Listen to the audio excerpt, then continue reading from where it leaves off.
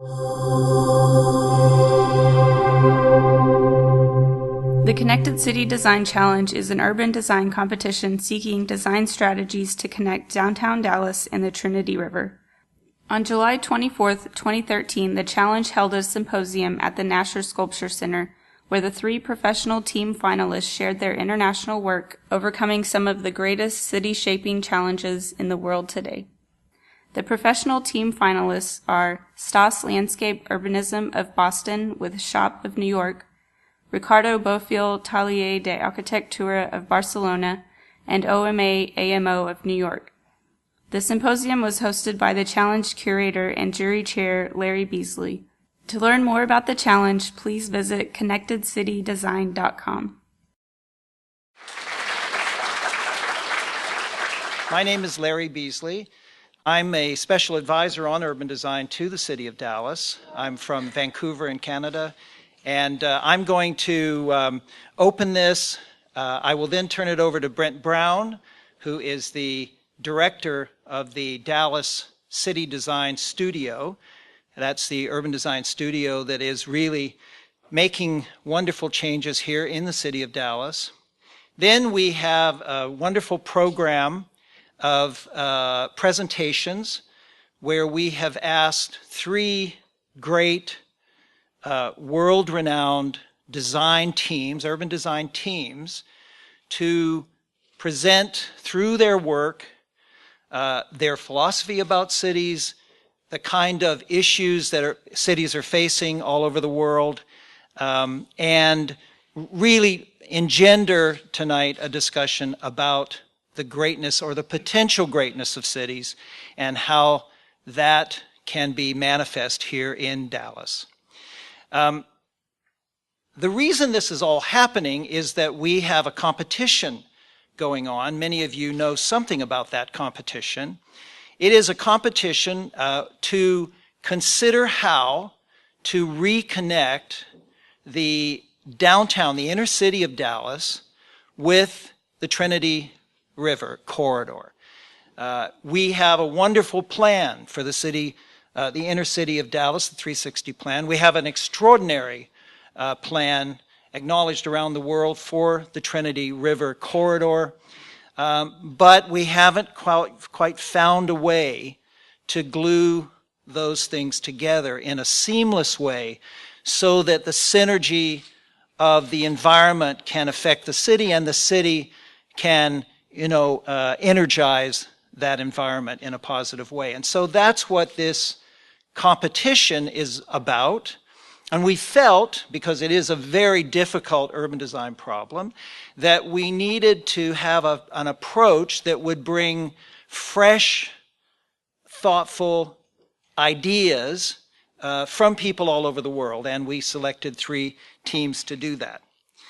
Before I go into that, though, I do want to particularly welcome city council members, existing city council members, and former city council members of the City of Dallas. They're our bosses, and I want to welcome them.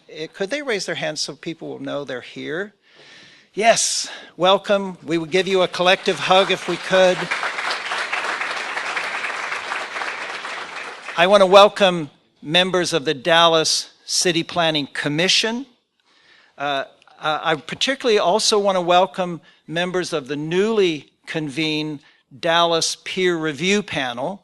You may not know it, but here in Dallas now, all the major developments are being reviewed for their architectural excellence and their urban design excellence by a team of your very best designers here in the city. And it's a wonderful step forward for the city, and they're here tonight as a part of this discussion. And of course, I want to welcome the senior staff from the city that are here. Brent Brown will be talking about some other people that we very much want to recognize tonight, and he'll do that in just a moment. And he'll tell you more about the competition. Tonight, though, is not so much about the competition. It's really about the art of city building.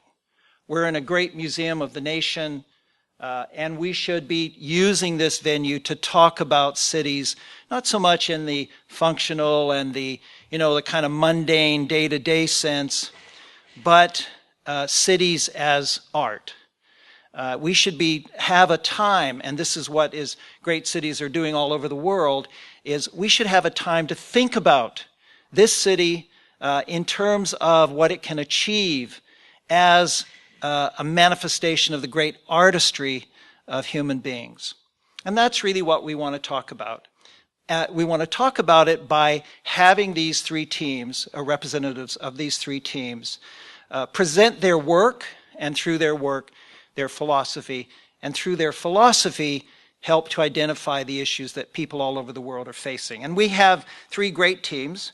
I should be saying, from this country we have so-and-so, and from that country we have so-and-so, but the irony is that each one of these teams is made up of people from different parts of the world, even in and of themselves. But one great team is OMA AMO, a great architecture, urban design. In fact, all these teams, they design everything. And that's what makes them very special. OMA AMO, based first and foremost in Rotterdam. The team we have today coming also primarily based in New York and Rotterdam. So could OMA AMO raise their hands so we know who you are? And Shoji Shigematsu will be making the presentation for him. We also have Stoss as well today. And Stoss, raise your hands. Okay. And Chris Reed will be making the presentation for Stoss. And by the way, each of these presenters will present their teams and the other members and groups that are a part of their team as well. It's actually Stoss and SHoP. I should have said that, Stoss plus SHoP, that make up that team. And then we have Bofill from a Spanish team. Bofill, raise your hands so we know who you are. I would like to acknowledge that while we have brought people from all over the world, these teams are also anchored right here in Dallas. There are important, distinguished parts of their team, people who are based here in Dallas. We have Kevin Sloan from the Kevin Sloan Studio. Kevin is there, who is a part of the OMA AMO team. And we have Alex Martinez, who is here, who is a part of the Stoss plus SHoP team. And then the Bofill team doesn't have a person from Dallas, but Ricardo Bofill is a graduate of Rice University. That's close. It's close.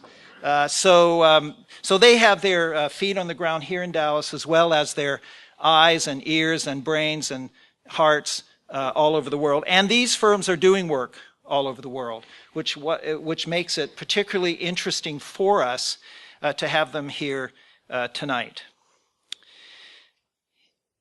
I think it's true to say that everywhere in the world, smart cities are having conversations like the one we're going to have tonight. We've gone through a time of certainly 50 years, the debate would be 75 years, where we have been building terrible cities. Most of us would think of the cities that we admire, that we treasure, that we love, and most of the time, those cities are the 18th century cities, the 19th century cities. It's not often, it's not completely true, but it's not often that you have seen great urbanism in the 20th century, certainly not since the 30s. But that is changing. All over the world, people are tired of that.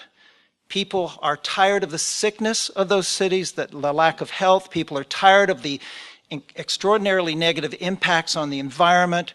People are tired of the inefficiencies. People are tired of the sense of the city, as the great modernists of the early 20th century said, being just a machine for living. People want the city to be a place of art, a place of love, a place of caring, a place of beauty. Beauty is back on the agenda of cities around the world. And I can tell you, even when I started my practice, all those many years ago, one could not use the word beauty. It was not an acceptable term to use, but ladies and gentlemen, it is back on the agenda. And that's a wonderful thing to be able to say, that we are now looking at cities as potentially our greatest invention as human beings, not just what we're stuck with because, like ants and other species, we choose to live together rather than apart. And so a conversation here in Dallas about this topic simply puts you on the map with those other cities around the world. And I am very thankful that you are having the conversation, because what you need to do in Dallas and in many other cities know they have to do is that you have to transform Dallas to be one of those great places. There's a simple economic reason for that. The simple reason is the world is footloose. People can be anywhere and they want to be in the world. They can take their wealth, their ideas, their families, their energy with them. And they're not going to the bad cities anymore. They don't have to. They're going to the great cities. I could say there's other motivations as well. There's a higher motivation of what we should be producing as human beings. But you know, you can make a good argument just at that economic basis, and it's good enough. And so the city as a work of art, the city as an extraordinary invention is on the agenda around the world in smart cities. You are having that, so you are among those smart cities. And tonight, we're going to talk about what that means in practice by people who are doing it every day all over the world. And we saw the presentation earlier today. We saw projects from all over the world, projects that are challenging the status quo of what we thought was possible and not possible. And we have told these people, and by the way, they wouldn't come if we had told them otherwise, that there is no answer of no in terms of what might be possible. And ironically, when they ask what's the spirit of Dallas, everyone says this is a place where you can do anything if you really choose to do it. And so those things come together in a very positive way. So with that, that's the agenda of tonight. We're actually not going to talk too much about the competition because, as you'll hear in a minute, the competitors are going away from this visit where they've had this incredible learning experience to design solutions for the connection between downtown and the Trinity. They'll talk about that later in the year. You'll see a wonderful exhibition. Tonight, let's talk about the art of cities. And so with that, I'll turn it over to Brent Brown to tell you something about the competition. 4 years ago, well, almost 4 years ago, it was 3.5 years, as we created the City Design Studio, and Larry agreed to be the urban design advisor to our city. It has been a lot of fun, a lot of work, and I think good things are happening. And with the challenge, as I'm going to briefly put in perspective the challenge to other work that's happening, and then invite up the speakers, as I know that's really why we're here. But before I do that, there are a few people that I just want you to know and make sure you know. And as I am standing before you tonight, there are a lot of other people that are actually doing a lot of great work and actually making these things possible. And so if the staff of the City Design Studio would please stand, I'd like for you to stand. David Whitley, Evan Sheets, Arturo Del Castillo, Shalonda Jackson Manguero, Megan O'Neill, Alice Davis. Thank you, guys. These individuals as city staff with all the other city staff in our city are working diligently, and today was very exciting for us as we filled the council chamber with city staff from an inspector to the city manager, and really talking about the art of city shaping and their work as they work for all of us, the public, every day to shape our city. So the studio is active and live and well, and the challenge is a part of our work today. Our city,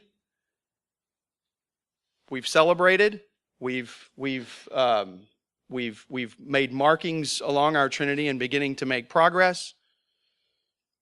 The city comes in many shapes and sizes, but at the neighborhood level is where we live, it's where we share stories. It's the aggregator of neighborhoods that makes our city, and the studio today is engaged very aggressively in a project called Linking Dallas, and this will make sense why it is a part of the challenge. Linking Dallas is a part of work that is on both sides of our river today. Here, which represents a big part of our city on either side of the Trinity which is and symbolizes the future of our city as the common meeting place, the grand public space for our city. And the riverfront area, which is the geography of the challenge, is a part of Linking Dallas. And so this is an area of not many people, but there are neighborhoods there. And how do we steward those? And so we're working very, very, very collaboratively in the public's interest with communities and with stakeholders in shaping policy forward. We convened last year a gathering at City Hall, where we had over 130 people, 140 people from all these geographies coming together and thinking and dreaming and sharing their worries and et cetera, in the same way that we had worked in West Dallas, convening, designing, and then trying to figure out the mechanisms forward. And so for the area of riverfront, what was most appropriate here, the area between Continental and Cadiz, between Lamar and the levee, as Larry so eloquently talked about how the downtown and the river, which used to be very connected, the river at the base of downtown, the founding of Dallas, downtown is the place of economy, the place, our engine of economy, but it's also our heritage. That in that area, there are many voids. In this, the figure ground, which you can see with this blue line, there's a lot of spaces, a lot of these spaces occupied by utility, by other forms of infrastructure, or vacancy. And so we have adopted policy. Larry's already shared this with you, the Balanced Vision Plan, the 360 Plan. You're going to hear about this, I think, as well as from comments from some of our speakers tonight. And so the challenge was the mechanism by which we could put a call for ideas where we could discover how we can reconnect our river. This is a hard problem, but it's not unsolvable. When you put really bright and strong energy behind looking at it, anything is possible, as Larry says. We can do anything, and we've shown we've done it. We moved the river to begin with. We could move it back if we really wanted to, probably. But no, what I'm saying is it's our partnerships, and this is not just the City of Dallas. The City of Dallas and the studio is taking the lead, but with the Trinity Trust, with the Real Estate Council, with Downtown Dallas, we have a strong set of partners. We also have the Trinity Commons, we have the Dallas AIA, we have the Dallas Architecture Forum, the Greater Dallas Urban Planning Council.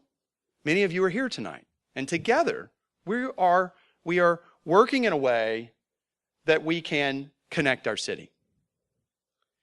And so how? Through an open and professional stream, through a mechanism by which we could have this talent here tonight on the professional side, and then on the open side that you or anyone could share with us a granular idea that might be something we've never dreamed of, that could be so compelling that we have to do it. And on the open side, I will tell you we have over 500 registrants. We don't know what the submissions would be, but we are going to have a very robust show. I am certain of that. And we will have everything from anti-gravity floating rivers, maybe, or who knows what it may be, to cars. So how do we select talent from around the world? We convene these local partners and the leaders here with some talent from afar. We're very, very fortunate to have had Larry as our chair, not only of the jury, but of the curator of the challenge. In addition, Peter Bishop from London, the former head of Design for London, big part of the Olympics there, and wonderfully a part of that. Alan Jacobs, one of the best transportation planners in the world, great streets. And in addition, then also Mohsen Mustafavi, who is the dean of the GSD at Harvard.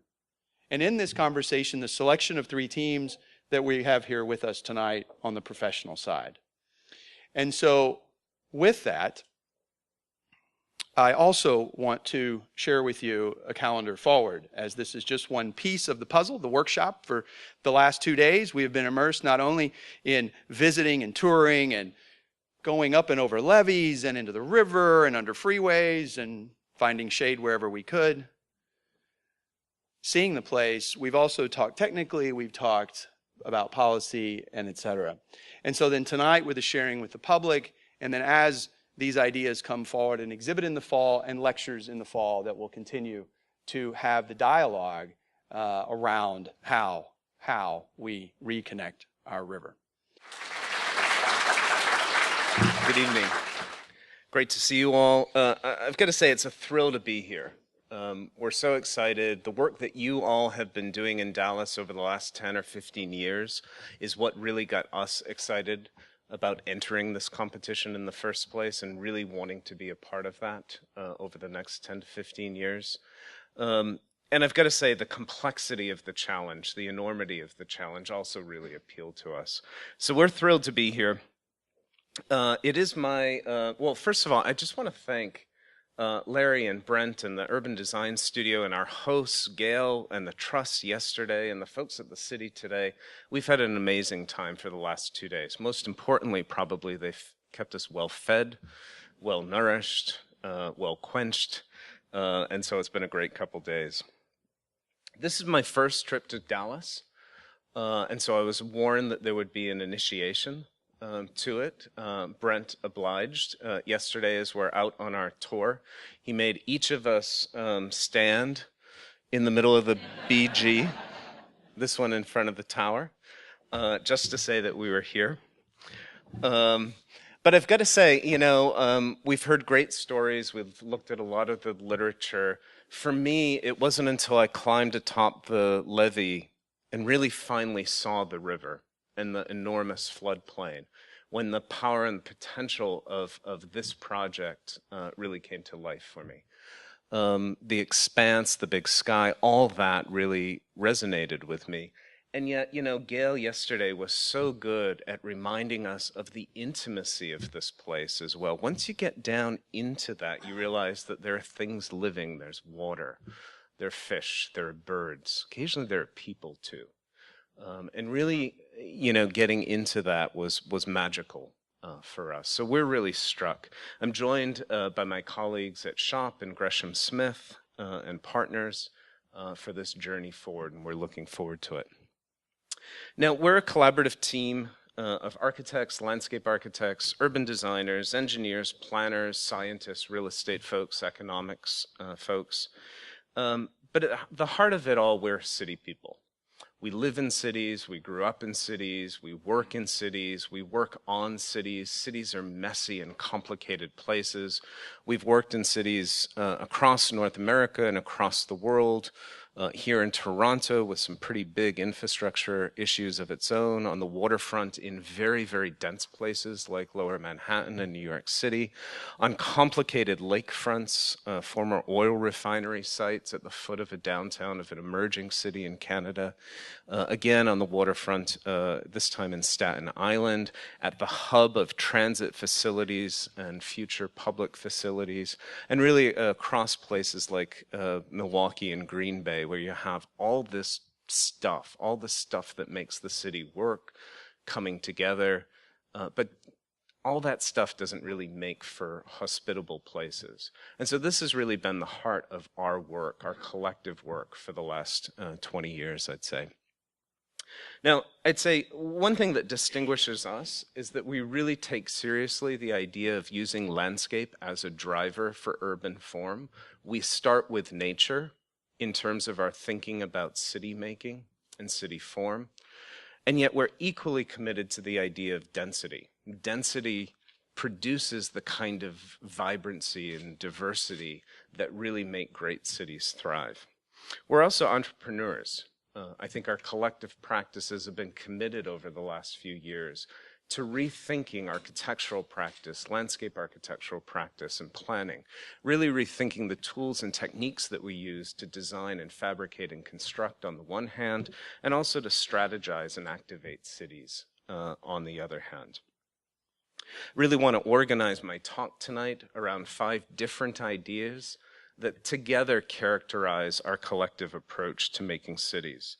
First, starting with this idea of landscape, of a landscape-based urban development and the qualities and advantages that can bring to a place.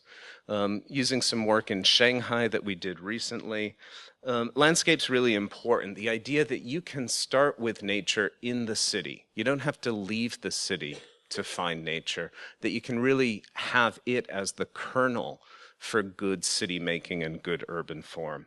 This project in Shanghai was along a very large river, with its own floodway, and was really a whole new territory for urban development, much like the area on the Trinity waterfront here. This was very much a water-based plan, but it was water in many different ways. Water in terms of the big river, but there are also small creeks. And then there's also the stuff of the city itself, the stormwater runoff, some of the gray water from the buildings. All these we choreographed to make a new kind of water-based city, a landscape-based urban fabric here. And that was manifest in terms of very lush and rich water gardens and water parks. Very shady, very lush. This is a very hot environment like yours. And all these places really led you out to the big river itself, where people finally got to get a sense of the scale of the natural resource that this city was founded along. The strategy really, instead of taking just a waterfront park, we wanted that waterfront to reach itself into the city. So we created these green fingers that kind of reached into cities and created distinct neighborhoods with their own identity and character. In that way, everyone would live or work within a block or two of a park, so that in the course of your everyday life, you could really experience this landscape. You could get out. The landscape itself would help with heat. It would cool things down. It would offer recreational opportunities.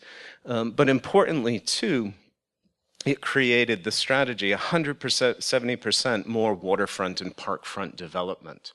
This is something that gets developers' ears perked up a bit. The idea that good urbanism based on landscape can actually produce good economic value as well is something I think that's at the core of our work. Now, the folks at SHoP have done similar projects, this one in New York City on the Williamsburg waterfront, where they took an approved plan, reformulated it in a way, and both added developable square footage and open space simultaneously. They did this in a couple different ways. First, they did it by increasing height, which created this amazing new skyline for Williamsburg, this new identifiable marker for that part of the city. They did it in ways that brought jobs to the neighborhood so that people could work there as well as live there. They did it in ways that created an amazing new waterfront along the East River in New York City, a landscape fabric that really reached itself back into the existing urban fabric of Williamsburg. And then they also grounded this plan in an idea of what made Williamsburg unique, playing off the idea of the small-scale independent retail operation that distinctively characterized Williamsburg, and really using that to draw people right out through this new development to the riverfront. In this way, I think we think about landscape in the public realm as a place to do things. It's not something to look at, right? It's a place where you can go out, you can recreate, you can sport, you can exercise. It's about healthy lifestyles. But landscape can clean soil, it can clean air, it can clean water. It can generate energy, it can generate jobs. You can do lots of stuff. And so we've worked around the world, places like Detroit, Taiwan, looking at different kinds of active landscapes, cultural landscapes, landscapes for events and activities, working in productive landscapes, landscapes that clean water, ecological landscapes, and of course landscapes for play. Much of our work is about reactivating downtown waterfronts, this one in Green Bay, taking this real derelict place with empty warehouses, a city that really turned its back to the waterfront, and creating a vibrant new place where lots of different kinds of activities could take place here. Bicycles and walking and gatherings, a new front porch for the city on the Fox River. Events and festivals were part of that, and so the design needed to accommodate these, whether they were nighttime events or lunchtime events. Elvis showed up. He's always very popular, draws a crowd. And we had a group of yoga folks show up as well. I told the folks this afternoon, I'm finding that if you can get a group of yoga people to show up, you know you've done something right. But it's also a place for the everyday, you know, the casual day when you just want to go down and hang out on the river, where you want to bring your kid or your grandkid, where you want to bring a friend, right? And really just experience what is it to enjoy nature in the middle of the city.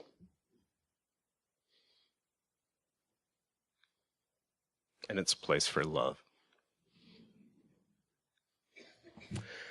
Now, we've had work in other places as well. This is in Cambridge, Massachusetts, at Harvard. This is also on a deck. It's much like your deck park, although we started with a deck, although you can see it's a deck in not very good condition. But the university and the city here were interested in making this a new center for community life and civic life. And so we worked with the university to really transform the nature of this space, create a new identity, and really create a 24/7 kind of place where people could come and experience different aspects of being in the city, being at the university. Friday night movie nights. Matt Damon was in town a few weeks ago, and he kind of opened the plaza for us with a Matt Damon movie, of course. But it's a place that's become the heart and soul of the university, really in only just a few months. People lunch here, tour groups go through here, people are hanging out, working. A farmer's market has set up shop here. It's a place where students and folks at the university can come to perform during lunchtime to really activate that space. It's a place for memory and commemorance. This is a Daffodil Day festival in honor of breast cancer. And it's a place that allows for these big tents, big events, and the ongoing, everyday, mundane kinds of things that we want to do. A very rich place, a place where students can box occasionally, not usually. But it's an idea that the whole university community can come out. The everyday is a piece of this as well, and so as part of that, we designed these benches that would really allow people to sit in different places in different ways. I think she's got the hang of it right there. But you know, the idea here is that we've all got different bodies, we're all in different moods. Sometimes we want to sit up straight, sometimes we don't. And these benches really take that into account. It makes it a much more humane place to be. And they bring a new sense of identity and civic pride. I think SHoP has also been working on very difficult sites, this one along the East River in New York City. You know, some pretty serious problems here in terms of connecting to its waterfront. And yet they've overcome all these obstacles to create this incredible new destination on the riverfront here. A place where you can really hang out, where you can touch nature, where you can sit at the edge of the water and really enjoy the activities on the water. And at the same time, that projects like this really contribute to a community and civic spirit, but they can also do other things as well. This one just happens to, through the redesign of the pier itself, it improves water flow, it raises the quality of the environment. And so projects like this can contribute to the environment and to the city in many, many different ways. I'm going to have to talk slower. There you go. And of course, it becomes this fantastic new hangout place, iconic for New York. All these projects point to the idea that landscape can do lots of stuff, right? That's another reason we're interested in landscape. Projects like this one on the riverfront in Milwaukee have been designed to really collect stormwater for the city, allow that to infiltrate the ground and clean it up. On the other hand, it allows for river flooding to occupy this place, reducing the damage that happens in other places. And at the same time, it becomes a social space, a place for people to hang out and, again, just enjoy the river. I hope you like that photo. There you go. Along the waterfront in Staten Island, you know, these are projects that are multi-layered, multifunctional, a public realm that serves both public and private interests. The flood zone here in Staten Island near the ferry terminal, it's a really extensive flood zone. There's some boats. Yeah, there you go. Well, this is going to be fun. the idea that you have this very carefully corrugated water's edge, right, with a service road that still allows for the servicing of the ferry terminal itself, right, but also raises the grade to protect from flood and creates this multi-level urban fabric here as a new destination on the waterfront. That's as much about public civic spirit as it is about this new retail destination on the waterfront. This is a transit-oriented project. It's right at the ferry terminal. It's really squished in here, but in doing so, it creates this amazing and vibrant public realm. You know, one thing we're interested in is the how of projects, not just the what. The pretty pictures are nice, but the questions that really get us going is, how do you do this stuff, right? How do you innovate? How do you rethink practice? SHoP's been at work at this is a new sports stadium in Brooklyn, in the heart of the city, not on the outskirts. No parking lots were built in association with this. In fact, one of the innovative pieces of this is that it's built over a convergence of 5 or 6 different subway lines that all come together. So the technical complexities are really there. But it has this incredible civic gesture, both in the way the building reaches out to create this public plaza, and in the way the subway itself comes up into the plaza to really activate it. But the thing I want to focus on is the skin.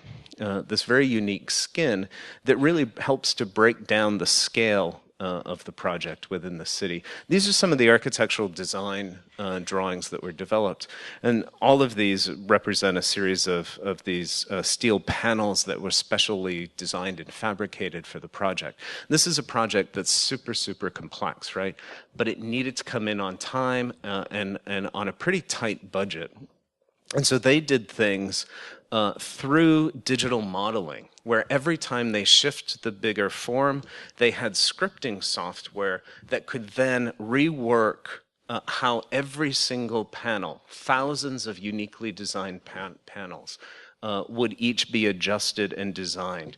This kind of information was then sent directly to a fabricator with all these fabricator sheets. They were then laid out on individual steel plates in order to reduce the amount of materials that were going into this.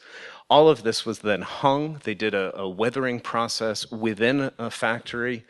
They tagged every single panel. Each of those they could then scan from a piece of software on their phone, and through an interactive web page, you could go in and track where any one of those panels were, whether it was on a truck, whether it was in the factory, or whether it was hung. All this really allowed for an efficiency of production that made a project this complex really possible and created an amazing new civic amenity within the city. Now, on a landscape and planning level, we work hard with clients to really think about the activation strategies for places.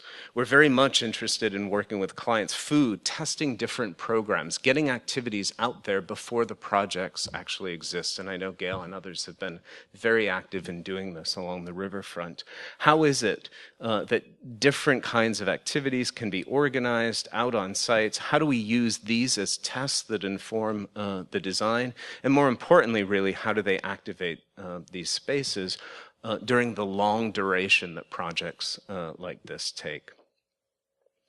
At a larger scale, we're very much interested in opportunistic and flexible development strategies. Here along 6 miles of riverfront in Minneapolis, a strategy that's really as much about the city and landscape and infrastructure as anything. The heart of it, of course, is a lush public park along the waterfront. This is in an old industrial port. But the more important part of this project is the way that the strategy was flexible. It could nimbly respond to any of the conditions on the ground.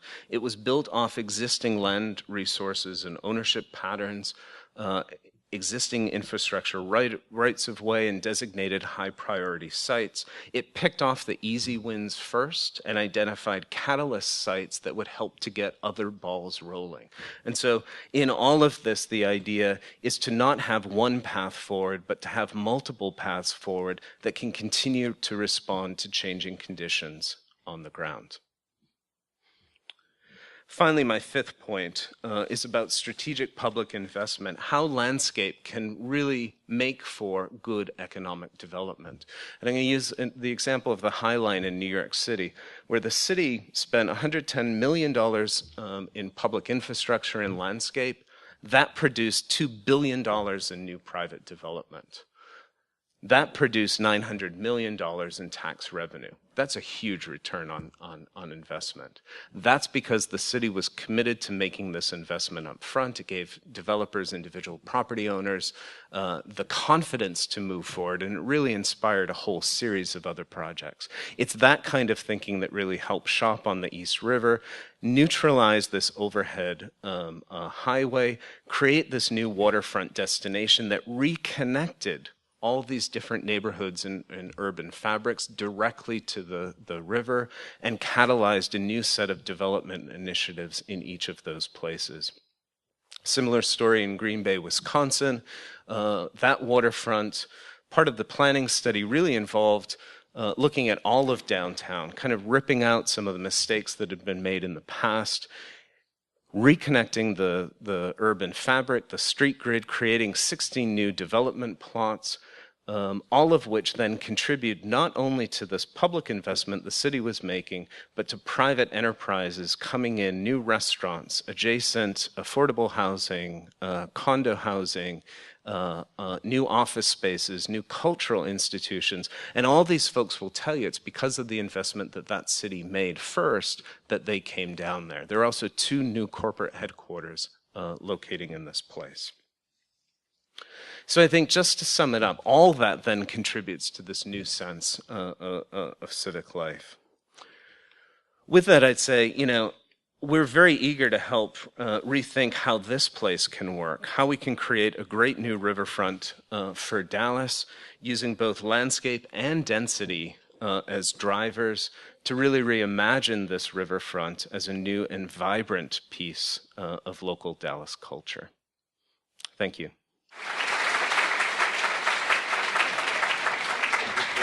Ladies and gentlemen, it's a pleasure and an honor to be here tonight. I'm the guy from Rice University who Larry was talking about. Right now, we have 4 Rice students that have been working for 2 months on this project. Chief Master Planner George is here. First time I came to Texas was 30 years ago. So it's sort of, what was it, 1983, and it's 30 years, and it's the Trinity. Everything is like threes. I want to thank Gail, and there's something magic about this project. There's 3 teams competing. I was working on the project, and then I put the TV on. Dallas is on Spain TV. It's like, so everything sort of was coming together, and I hope that I can sort of explain myself. So we have Dallas, which is famous in the entire world as a name, as a brand. Everybody's excited about Dallas as a dream. And we have to go beyond the logo of the city, beyond the sort of typography of the city that needs to be green, of course. It needs to be related to nature as much as to the buildings themselves. First thing we did is look at Dallas from the point of view of the river. And if you look at Dallas, it's like a rock in a way. It's like a big rock in this sort of horizontal landscape. And this rock is touching the river, or was touching the river. So in the same way that the river moved away from the downtown, what we want to do is bring the downtown towards the river. So it's in this meeting of nature and asphalt and humanity that we need to create an edge, what we call an edge condition, a connection. First thing that we see is problems, is sort of what we're going to do with these freeways. The freeways, I mean, a very American thing, and I say freeway, it seems like it's a very democratic. You go from your work to your house, and you don't stop in any light. It's like, so it's there. It's technology is helping us. And it's really, you look at it, and what are you going to do with this? So when we were preparing for this presentation, came down from my office, And so took my iPhone and took a picture of something which is right next door where we are creating, where we are sort of elaborating this project for you guys. And it's also a bridge. It's also a concrete structure. And what did we do with it? What we do with this is it's an industrial area. It's a no man's land. It's a place where nobody used to live. It's just producing concrete for the last 150 years. So we wanted to live inside here and make a studio out of this. So first thing we did is use dynamite. I mean, this sounds kind of crazy, but this is what we did. We selected the pieces which had to be destroyed. And this is an art process where you carve out, like when you work with marble, you take out as opposed to adding. So in this case, it's taking out, removing the things that are not beautiful, not useful. Blow them up with a lot of dynamite, and then start to look at these silos. And what do we do with these silos? We start putting windows on them. Once you have a hole, a window, then you have to start thinking, what kind of language, what kind of window I'm going to do? And this is where sort of the whole going back to history, going back to the history, in this case of Catalonia. We're from Barcelona. So we recuperated some of the ideas of the original Catalan window. And this is what you can do with something which is difficult, complicated. You just have to sort of work through it carefully, with care, with love, like Larry said, and try to make it a place where people actually can live. You're all invited to Barcelona, to the studio. Maybe the next workshop with the 3 teams can be done there. I know this is going to be a long process. It's not just going to be 6 weeks, and we're going to give you a solution for the meeting of nature and man. This meeting of the downtown and the river is going to be a little bit more complicated than 6 weeks, but it's all about planting. I mean, if I had $1 million, first thing I would do is spend it in trees. I would really just look for the right species, the right local species, and plant downtown. So I would have the sort of nature eat up the city. And that would create shadows, that would create sort of like a genius loci, like Norbert Schultz used to say, a place where you can live in a comfortable and beautiful way. This is called the cathedral, which is the place for meetings, and you can see this sort of industrial and at the same time comfortable sort of way of life. So it's not a contradiction to go into an industrial, very complicated place and find spaces inside. This is our office inside. The silos were connected, and inside now there's life, there's thought, there's work, and this is my team here from 20 different nationalities. We have Americans, we have Chinese, we have Russians, we have Europeans. This is a little bit of who we are, just to explain you. My father, me, and then George. Sorry, I'm sort of, this moment is very special for me. I didn't think that 30 years after going to Rice, I would have this experience of coming here to Dallas and talking about Dallas itself and Texas. What I want to say is that the main subject is the city. This is the plan of Barcelona done at the same time that Dallas was created in 1850. This is the old city here. Historical city. This is the water down here, and there's 2 main vectors and a square in the center. So the city changed through centralities, and what we mean by centralities is magnets. Places like the Olympic Village, the harbor, the old town, the high-speed rail station. The different neighborhoods are connected through these centralities, which have different vectors that actually connect the city. We like to talk about smart parks, which are linear parks that actually, if you see down here, let me see if I have a pointer here. Yeah, if you see here, this is the water. This is the edge condition I'm talking about. This could be the Trinity, and this could be Dallas. And what happens here is that we have a park that actually links the city together through this kind of moves, which is linear parks. And when you see it in perspective, this is the heart of the city. It's like the logo of Dallas, which you have the green leaf in the center, the green square. This is Jean Nouvel. This is different sort of buildings. We did this one. But anyway, this is how the city reconnects all the way to the waterfront and back. So the center of the city is green. And this is something that I want to stress. We need, as Chris said, we need to bring nature back into the city. So this is what we call the smart city, the smart things. And this is how it was looking before. Look at this edge, slums. This is all sorts of very dirty situation, and then it's cleaned, and there's actually like almost 500,000 people that go there to this beach over here when it's a beautiful day. So.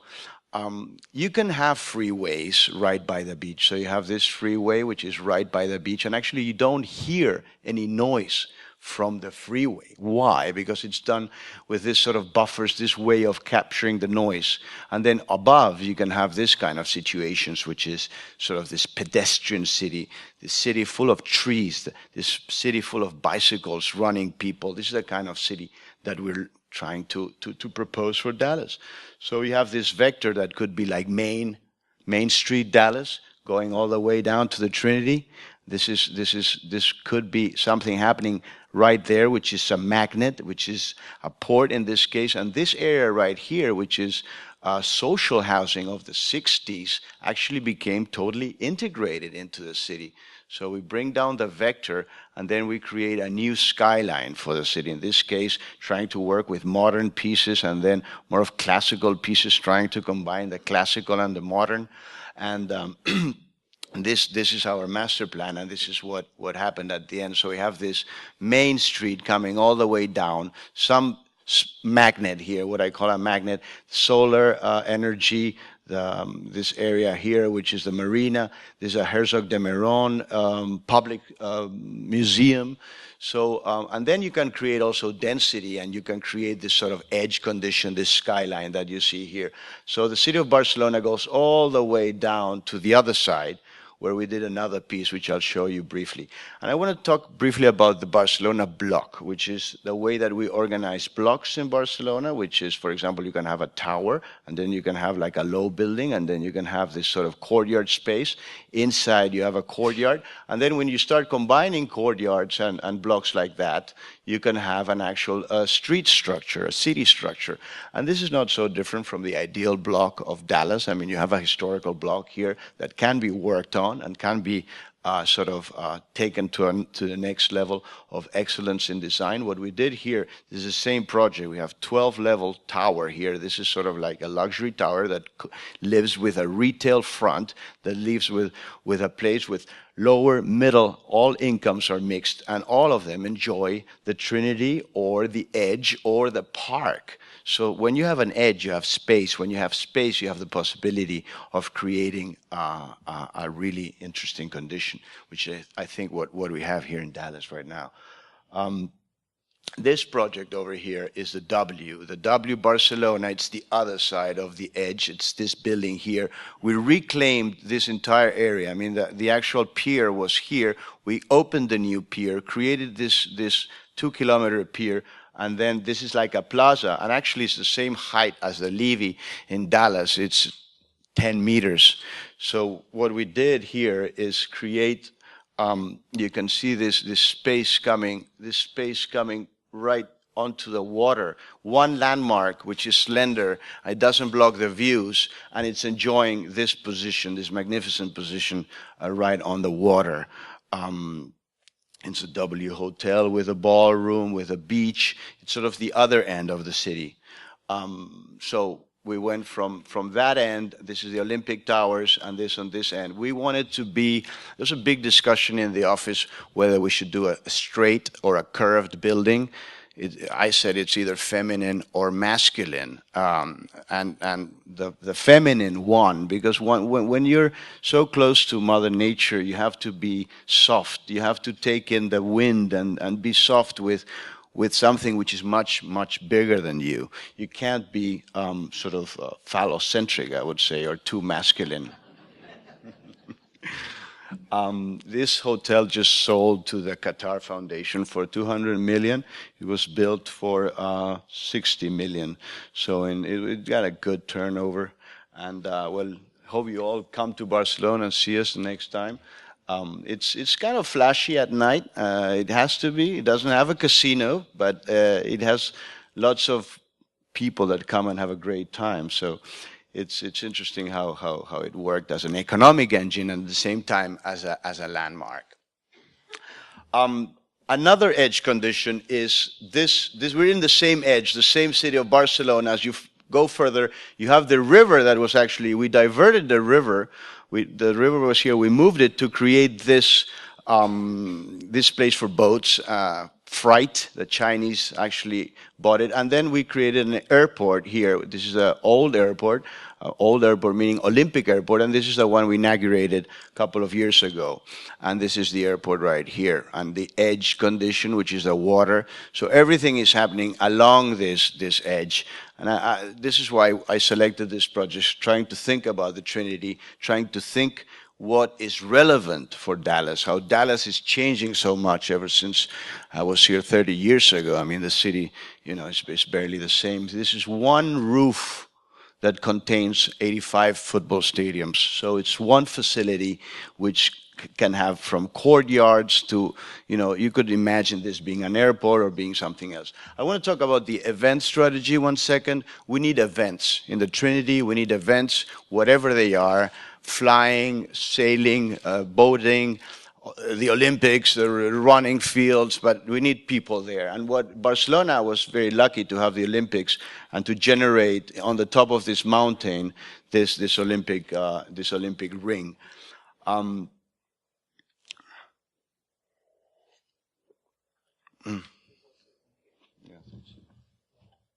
Combination of emotions and heat that is producing this very sort of strange lecture that I'm giving today. Well, sorry about that. I want to talk a little bit about housing. It's residential component of cities. This is a city we created in Montpellier, south of France. The city sort of ended again. There was an edge right here. This is an old historic city. And what happens here? There was a river here again. So how do we meet the river with a piece of the city? So this is where the city ended, and we created an axis, a pedestrian axis that goes all the way down to this river, where we even did a triumphal arch here where the government is sitting, the regional government is, and all these blocks here, which are curved, are full of units, residential units. So all this is a pedestrian city. This is the cities of the 60s, which are towers or blocks, and we try to intervene with a public space, creating spaces, spaces which are for the people. You have shops in the bottom, of course, in the ground floor, and then you have this sort of, you know, 6-7 levels of city. And it's sort of, this is the commercial center, how it links all the way down to the river. Sorry, this PowerPoint is a little heavy, so it's having problems. I want to say this is the same project, how you can actually do beautiful facades, going back to what Larry was saying. Beautiful facades are possible at the same lower price even. If you know how to do it, Chris was talking about panels. We did all this with panels. And it was to prove that you don't have to have blank facades for social housing. Like, you know, everybody has the right to have a beautiful city. And this was to prove that point. You know, and then they call you postmodern, they call you this and that, but we can live with it. You know, architects should be able to write in the classical or the modern or whatever language. You know, that's what architects are supposed to do. And cities are the same. You're supposed to write different kinds of cities. This is Bordeaux, This is Bordeaux, which is also on the water. And this is just a sketch, but just to show you different kind of conditions where you have an edge or a levee or a pier, and how spaces can actually interact with the water. San Juan de Puerto Rico, how we try to reconnect the old city with new areas of the city which were abandoned previously, transforming some of the old trash mountains into gardens. So the most difficult conditions can be transformed, and you can turn over a city from trash or from chaos to something which is human and has scale. Sorry, this must be a very, very, very heavy PowerPoint that is basically going a little bit slow. You can see Puerto Rico here. We used to draw everything by hand, and we still believe that hand drawings are the way to go for urban design, because it's a way to choreograph the city through the hand. I mean, computers are great, they help a lot, but at the end of the day, there's a real connection between the hand and the brain, and when you draw, it's very, very different than when you use a computer. This is a project in Italy, and I'm going to go fast because I'm sort of eating up all my time, but I want to just show you more edge conditions, more different sort of landmarks on the water, landscape solutions, this sort of pergolas or arcades, which are also relevant for Dallas because we need shade, this different kind of style of sort of classical with a touch of modern. This is some transformation of the old port of Savona, again, right by the water. You can create some different objects and different spaces. So these guys are pretty lucky, they have great views. This is going to happen in the Trinity if you go up there. This is residential, by the way, and this is where the boats come in. So different kinds of styles. This is, would say, more modern. Let me just go through this. Kobe, Japan, the first sketch. The model, which is a combination of really tall towers for corporation and then smaller sort of city, Japanese, sort of the typical sort of Japanese city. I'm not going to speak too much about that. But Monsoon Breeze is a project we did in India. It didn't have a water right by it. It had a freeway, and we had to build right by the freeway, create a sort of a commercial area here and a housing or residential area here with sky gardens and sort of this different sort of towers for this booming Indian economy now. And they're looking for urban spaces. I mean, the whole thing is create spaces for the people. That's what we need to do in Dallas, right by the waterfront. We have to push the city all the way down to the Trinity. This is some more examples of what we've done. Always try to think about the street, think about the retail component on the street level, the restaurants, the F&B, all that stuff is what activates and makes cities vibrant and interesting. Some other examples of what we've done in Europe in terms of master planning and how you can transform the most barren and the most inhuman place into something which is actually a place for people. So if the PowerPoint will follow my thoughts, I'll be able to go on. There's the sketch on the right, on the left, sorry, and there's the final project on the right here, combining horizontal architecture with this sort of vertical landmark. This project, I want to stop a little bit and explain how this riverbed was dry. It's in Valencia. It starts right here. The river was diverted. The river was here, the original river was here, then the Corps of Engineers of Spain diverted it all the way here, and then we had a dry riverbed, and we needed to do a garden that reconnected both sides of the city. This is a historical city and the new city, so the garden actually helps connecting the city together.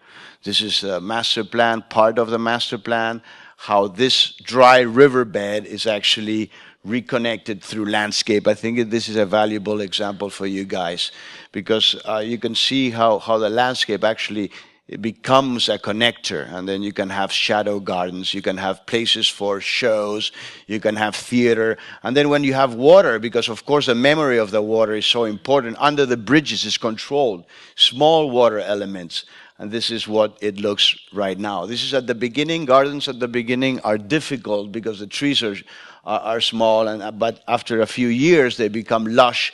Then Santiago Calatrava did an object in the actual bed of the river.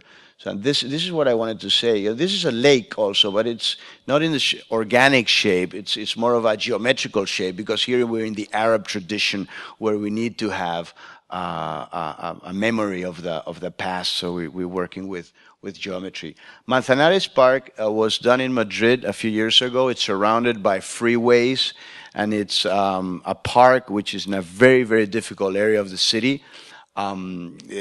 trash and freeways and complicated urban conditions were transformed into this garden, which is actually used by the people with different theaters, axes, different sort of green patches. So this is Castellana, another piece of Madrid where landscaping actually unites the city together.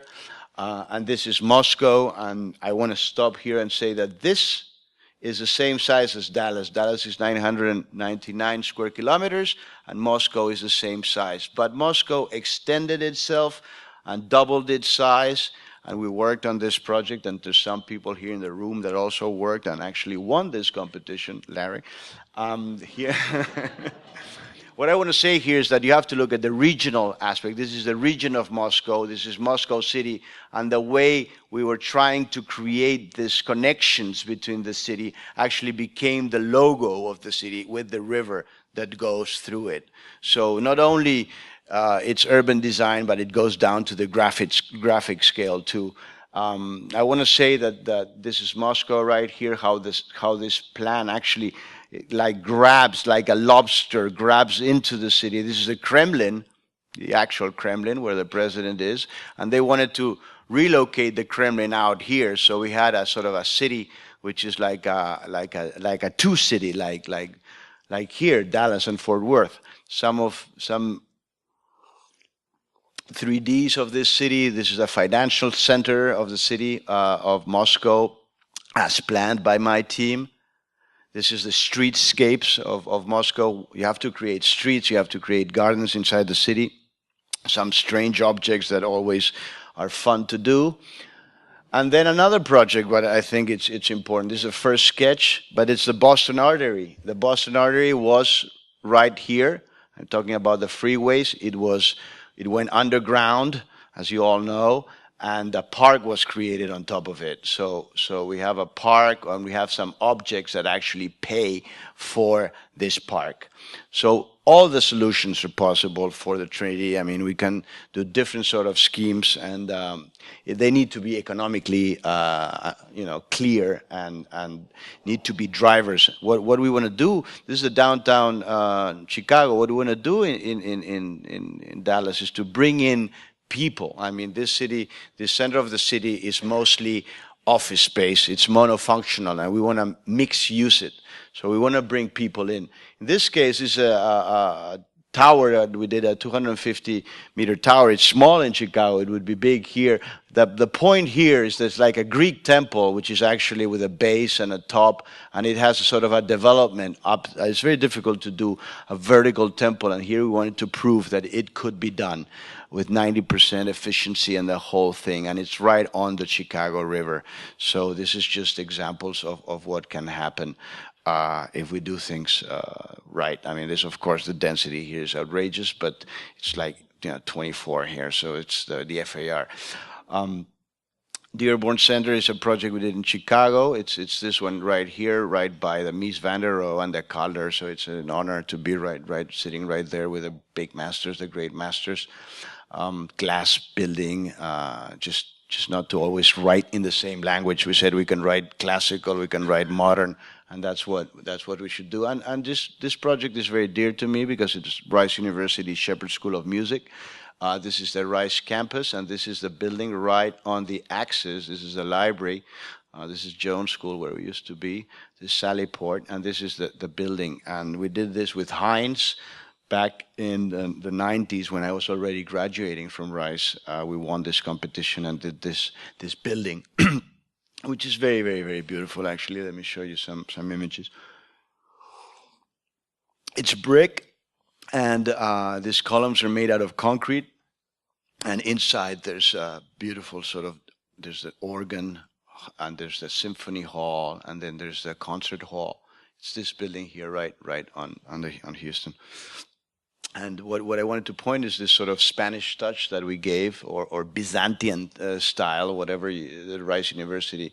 But it's a combination of this brick and this sort of courtyards with water. It's something that we might want to think about for the kind of spaces we're going to bring to Dallas. And finally, sorry.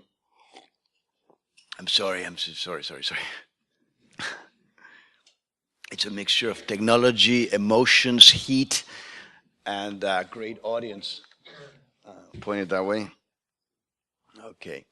Okay, well, we're back in Texas, and I just want to say that when we think about the Trinity, we have to think about the entire Texas. It's a 710-mile river. We can't just think about the portion that we have right across from us. You know, we try to bring in the nature all the way down from Galveston all the way up to Dallas. I mean, it's one green corridor. It's one organism. This river is sacred, and we have moved it around, so now we have to really take care of it.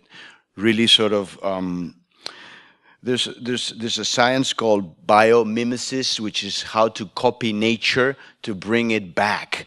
So we're thinking of doing some sort of public building or museum or research lab where you actually recreate nature and you bring it back to the Trinity. So this area of downtown has to be related to the water and to the nature of the Trinity.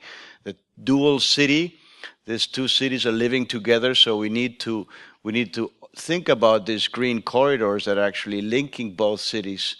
And this is of course the airport, but this is a unique situation. So you talk more about it, how these two cities are linked, how we start to focus on the area, how we see that the downtown is actually strangled by the freeways, that we have to break out of the freeways, like taking your tie out and sort of breaking in all directions. So this is the 360 sort of plan, going towards the downtown, going towards, the river, going towards West Dallas, going to in all directions.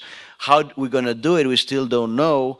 Or basically, I'll show you in October, and hopefully I'll do a better job than this time. Sorry about that.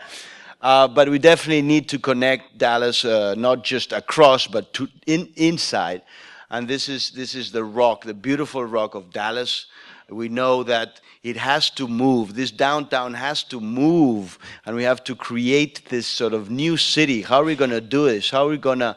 So we're thinking about the block. The historical block of Dallas is beautiful. It has a proportion which is fantastic. So it could extend. You know, there's no need to do strange shapes and bizarre diagonals and strange things when you can do efficient sort of grids. That doesn't mean it's monotonous. I showed you Barcelona. With one grid, it became a wonderful, wonderful city. And there's some things that are not going to move. Of course, we have Industrial Boulevard, and we have this sort of connectors. We need to stitch back this whole area, stitch it back into the downtown. So essentially, Main Street has to come all the way down to the river. We need to create some sort of riverfront that goes all the way to the Horseshoe, and then all the way back into Dallas. And we need to bring, you know, all the way Pacific, Elm, and Main, and Commerce, all the way into this area, which is going to be the next big thing in the Big D. So please bear with me a few more seconds, and I'll be able to finish. We need to put magnets inside the river. We need to put magnets outside the river. These magnets could be markets, retail clusters, research institutes. We have to figure it out, but essentially we need centralities, as in Barcelona, centralities that actually sew the city back together.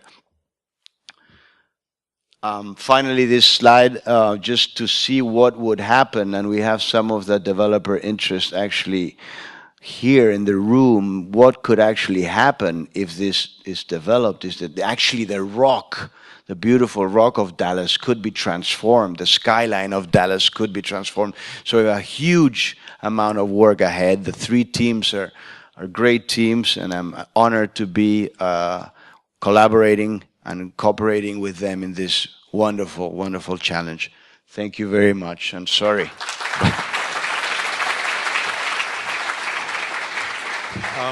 Good evening. The last speaker, so I will be very efficient and fast. I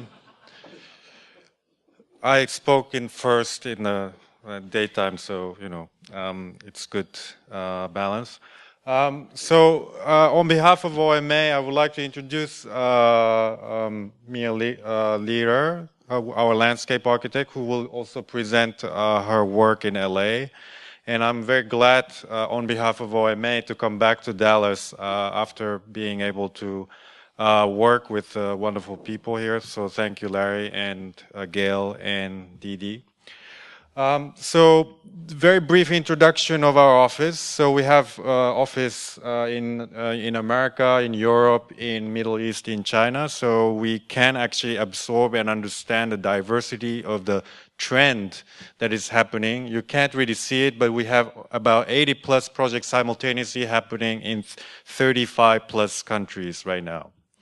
And we have about 350 staff, over 45 nationalities. So our office itself is already in a kind of state of cosmopolitan city. So it requires certain mindset that is open to different culture and different understanding of the same notion.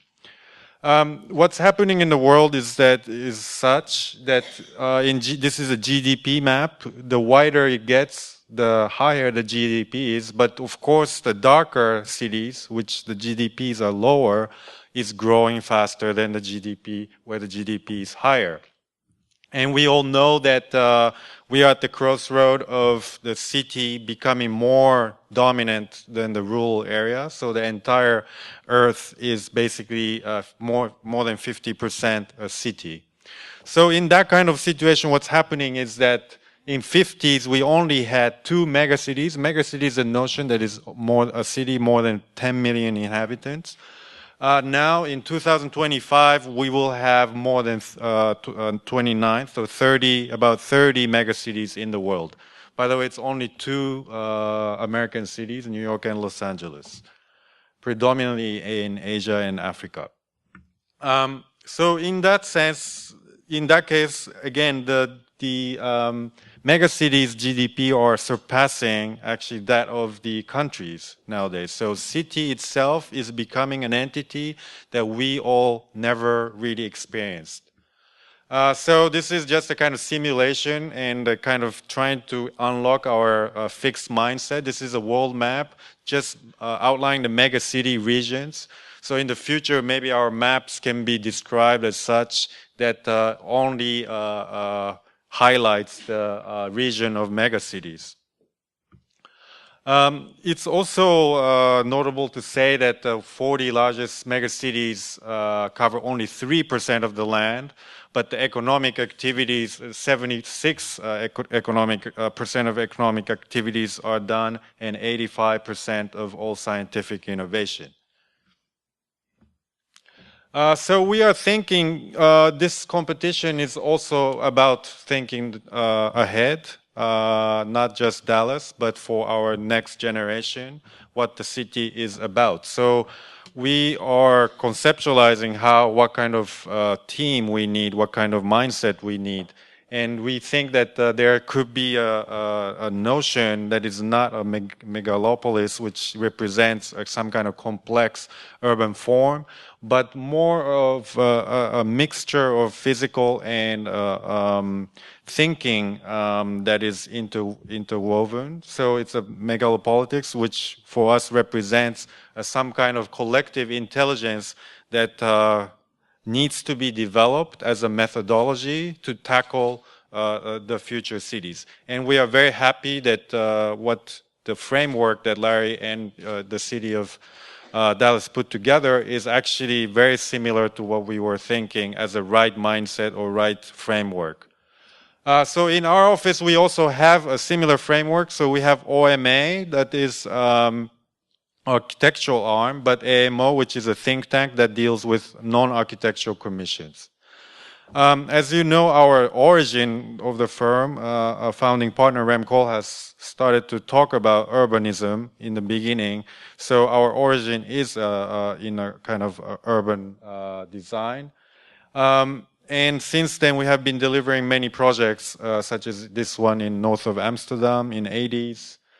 This is a World UNESCO site in Germany, a cultural city. We were actually involved in the rethinking of the arts district in your downtown. And again, as I said, I'm pointing out everywhere. The Wiley Theater and this whole district that is very vibrant after, well, we were there today, and it's amazing how it's successful it is. And the Dubai Business Center. This is a project in London that was sandwiched by many infrastructure, so it was kind of isolated. So we had to carefully find, like a Swiss Army knife, where to penetrate or where to make a surgical action. This is a cultural district in Hong Kong, in West Kowloon, which we worked with economists. So we worked with McKinsey to come up with a plan that is sustainable for both culture and business. This is a new bay for Shenzhen. And we just won a competition also in Sydney, in Australia, as you can see, closer to the bay, blocked by the infrastructure, creating a public space, convention center, and a hotel. We are making a new entirely new city in Doha for their World Cup. That is next to the existing airport. We just won a competition in a wharf in London where the Millennium Dome is. It's a very complex part in the riverfront. Not only cities, but we are also dealing with energy networks. So this is the roadmap for European Union, how they can make 100% sustainable or dependent on renewable energy on 2050. And then our buildings are also becoming bigger and bigger. Just to talk about the relevant projects for this Dallas connection, and this is the first project maybe that we realized in Lille in France, which is about 70-hectare site that had to connect metro, new fast transit line and existing local line and a highway and such. So as you can see, there are buildings, but mostly what we did is to connect infrastructure. And then this was the building we did. But as you can see, the amount of people who visit Lille went 8 times more after the master plan was done. Just flipped. This is a town north of Amsterdam called Almere. It's the fastest growing city in Holland. We did a new city center that faces the lake. What we did is to think of the relationship between the parking and the building. So we made artificial deck that is slightly sloped. So it starts from the city and ends up to the water. But what is interesting is that below this artificial deck is entirely a parking garage, and the buildings are on top. So that means this is a parking garage plan, and above the buildings have nothing to do with parking grid, can actually stay on the artificial deck. So what happens in that kind of moment is that you get a very vibrant public space, which is car-free. And also at the edge of the water, you don't have this kind of infrastructure that tends to block the water, but you can have a direct relationship to the water. We did a project in Toronto, which is very similar. It's a Gardner Expressway. Toronto congestion actually costs $5 billion. I don't know how much Dallas is losing with the congestion. But what we thought is that Toronto is a very fast growing city. So we thought that Toronto can no longer called as just one identity, but it consists of multiple centers. So with that kind of mentality, Gardner Expressway can be demolished in a certain portion between 2 subcenters and then changed to a multimodal transportation. So this is an existing Gardner Way that separates the land to the water. But we cut off and made a transferium where people can drop their car and change to a tram or streetcars. By doing that, you can make a slightly more porous physical form that connects the city to the water. And that made this line is basically the new Gardiner on the ground. Then we made careful penetrations. And that looks like a kebab, where basically you have different identity of penetration through the entire length of the infrastructure. So this is so, for example, one is the heritage market that was always happening north of Gardner, but we designed a bridge that looks like the bridge in Florence, that the market can actually continue over the bridge and also becomes a gateway to the downtown Toronto. And also because it's higher, it creates a vista to the water. Also, this was interesting. There was at the terminus of the Gardiner, there was a band or like a port function that city wanted to redevelop, but they didn't have so much of an idea. But we thought we saw these statistics. It's called the annual registered patents. So you can see this is an index that is used to see how creative a city is. I don't know what Dallas would be, but you can see how creative New York and LA is, but Toronto, amount of patents that comes out of this city was very low. So we wanted to make some kind of city that creates a content, called Creative City, that is connected to downtown. Well, downtown to consume, this part to create. So we actually mapped all the creative industries that are dispersed through the greater Toronto area, and then brought their basically satellites or new center, or basically consists of film studio, schools, tech research labs, etc. This is a completely different case. This is in Lagos, in Nigeria. You can see actually how messy it is, but the problem with great opportunities. For example, in this area, there's a train track, but there is no train, so you don't really know what's happening. But whenever the train is passing, the market actually disappears. And then whenever a train passes, there is another market going on. So you can see how flexible the urban space could be. So please remember this image whenever you pass our site and feel impossible. Everything is possible. And look at this. This is a market. This is a kind of second-hand car market that is also happening inside the interchanges. They also do actual markets. So seeing this always gives you courage to say that urban design or urban space could be very flexible and dynamic. So we designed a bridge in Nigeria that connects the larger ring road. So it's kind of relevant because we made two decks. One is for cars and one is for citizens. So this is for the cars. And we made a market below the car level that is closer to the water, that is sustained by the same structure. Also at the edge of the bridge, we made a transit hub that also utilized the shadow of the structure. I mean, being under the bridge is considered often not so pleasant, but here, of course, this shade is very important. In a much more human scale, this is a student center we did in Chicago. So this is we had to build a student center underneath the existing viaduct of Chicago. So what we did is to clad this viaduct with aluminum tube to reduce the vibration and the noise for the building below. So you can see where the tube is, the noise is radically reduced. And also that became the identity of the building.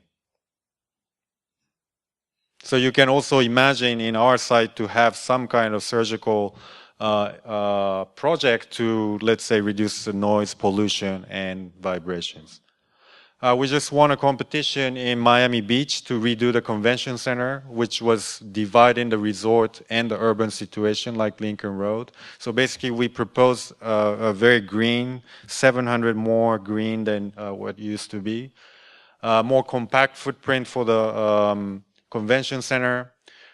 And in the north, you need a lot of cars and trucks to operate a convention center. We concentrated on the north side, facing the creek.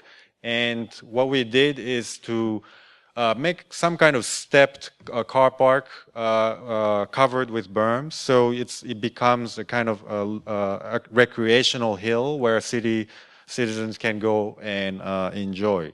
which doesn't really happen in Miami. So you can imagine on the top of the hill, you can easily see the beach and creates vistas that you can't really have typically. This is the last project we want to show you. This is the Harvard Business School master plan. It was more of a vision similar to this competition. You can see the downtown Boston. This is Harvard, separated north side, the old campus. They acquired a new campus on the south side of the Charles River. Harvard University is basically kind of interlocked into the shape of Cambridge. You can see the residential area is sandwiching Harvard, so they can't really grow. So it's completely demoralized in both directions, in all directions. So we thought that rather than thinking of a business school on the south side of the river, which is inherently disconnected, we thought we're going to reroute the Charles River. So you can see. By doing so, of course, the new campus will be right adjacent to the existing campus, and the campus will be designed in the form of the river, which is very beautiful, which, of course, Harvard couldn't take it seriously at all, and they were speechless. But I'm sure Harvard didn't know what happened in Dallas. So, or they didn't even know what happened in their own city, because not so many people knew. We didn't know either, but MIT actually landfilled a much bigger area than what we were proposing in 1910. Mia will show amazing project in LA. Thank you. Good evening. Guess I'm a little wallflower to wake you up in the last 15 minutes here.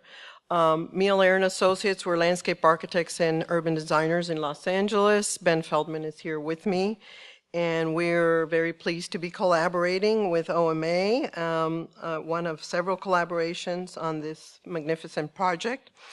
And I have to say that having known a few of the leaders in this community for a while, that I really feel now that this is Dallas's moment. The stars seem to be aligning. Both policies and strong partnerships are in place. And we all, our team, the teams here are really inspired by the passion and the ambition above all. So we're all ready to roll up our sleeves and really try to give you the best we have. Our work is focused on water, largely. And one of the little 52-mile projects that we've been working on that doesn't look that different from, from this project is the Los Angeles River. And the author was the Army Corps of Engineers in 1939. It really changed the face of our city. And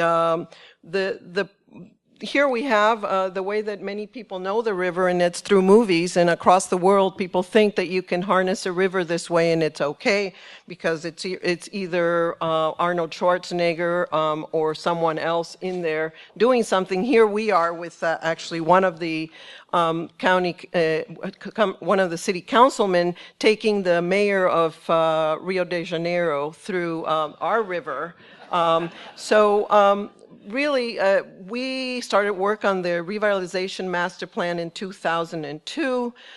We worked with a really wonderful team led by Tetra Tech, the civil engineers.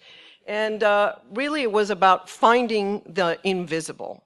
Most people don't understand that there's a river in the same way that people in Dallas don't understand that there's a river. And we started on a campaign over a 2-year period with 192 community meetings trying to help people understand that the river does exist. And we've succeeded. We've had the master plan approved. The Army Corps of Engineers allowed us to declare the LA River navigable. We are here on the left with our group that is working on the Union Station master plan as we speak. we are working on a series of acupuncture projects along the LA River and a series of ambitious projects at the same time.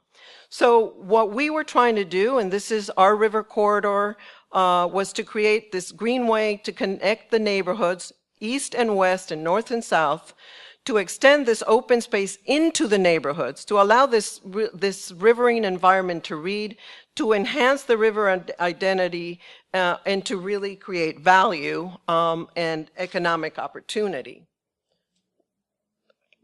Among the strategies, of course, that we worked through with the Army Corps of Engineers is really, you can't touch it, but what can we really do? So we really kind of stretched the boundaries of their thinking, working and solving problems from an engineering perspective, and allowing, this is through our industrial area south of downtown. Here you are looking towards downtown, towards City Hall, in an area called the Cornfields, that was purchased by the state, 32 acres, where we put together a proposal breaking down the walls and bringing down the river to the city and the city to the river through a series of parks and interventions that really connected a very important part of the city to the river.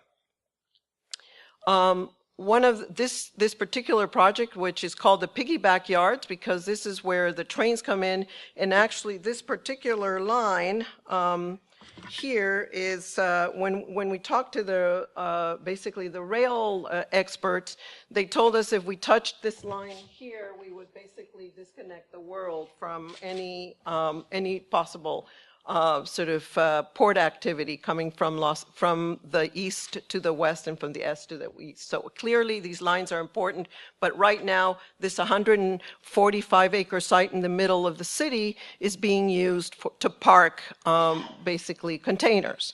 So this was an opportunity brought to us by one of the leaders in our community who said somebody needs to look at this. It's actually owned by one of the major, by Union Pacific, and said, what could this possibly be, and how could we look at this opportunity?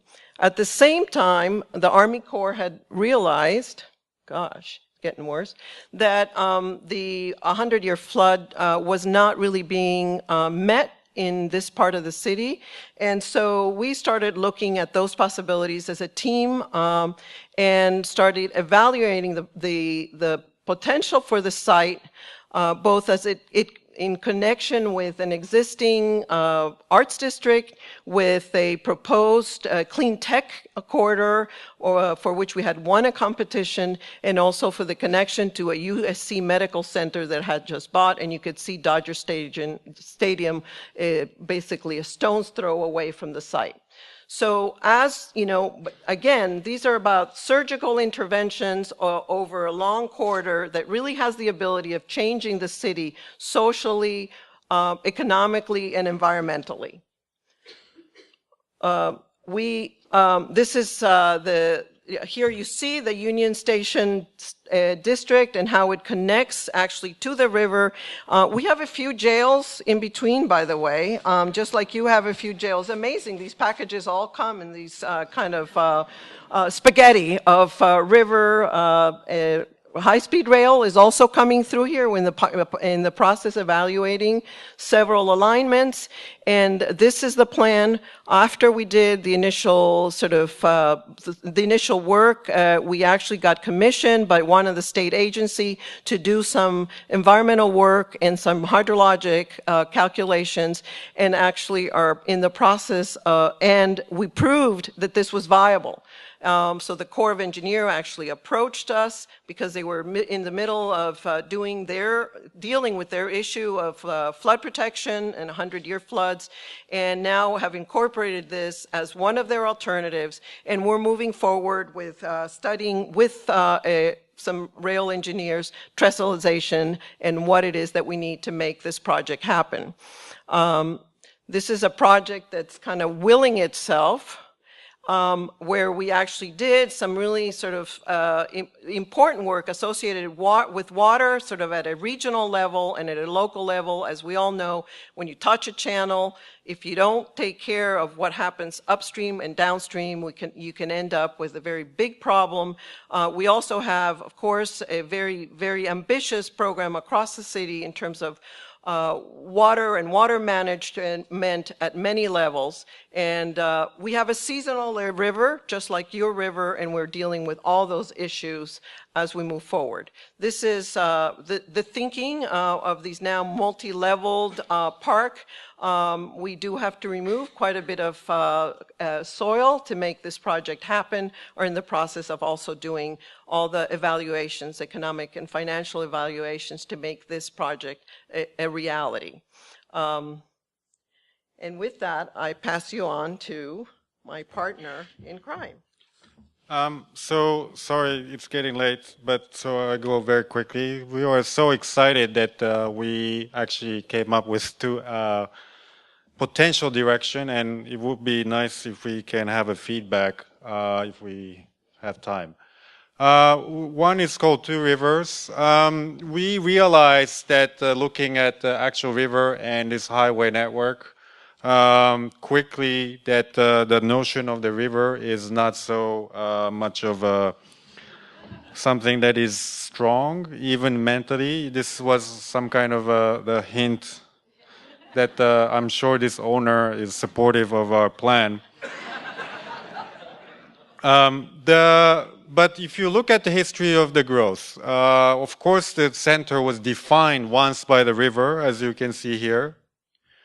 But this was one of the most beautiful picture where you could see the rerouting of the river happening at the same time. So you could see two rivers. This is a new one, this is the old one. And this is our site. So we started to think, okay, what do you mean by having two rivers? Because one is now going to be redeveloped, the other redeveloped as amenity space, the other is going to be developed. So that the existence of two rivers is actually quite an important notion, we thought. And also, if you overlay the infrastructure, actually, it's actually crude that only at the downtown area that the infrastructure actually encroaches and completely erases the potential of the rerouting of the river. Because you do the rerouting, as we showed you in Harvard, to maximize the commercial value of the land, or you could have maximized the value of the land, but here instead you put basically the bottleneck. So what we thought is that actually there are two rivers. So this is, we mapped the old river here. This is a new one, and this is the bridge. And we thought that we can actually stretch and then make a bridge that spans two bridges, because that's the whole problem, that the first, two rivers, that the problem is that the first river is interrupting the connection from the city to the second river. We didn't tell Mr. Calatrava, so, but this is what we are thinking now, that something that connects directly from downtown to the river.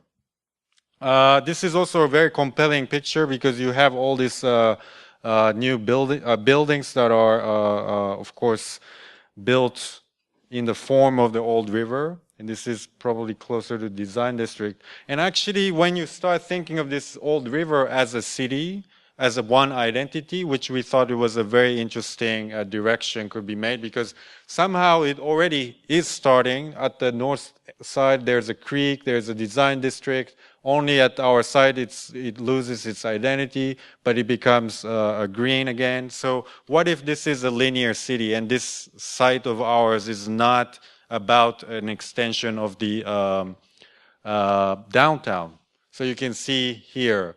And we thought even that maybe a downtown is could be thought as a flooded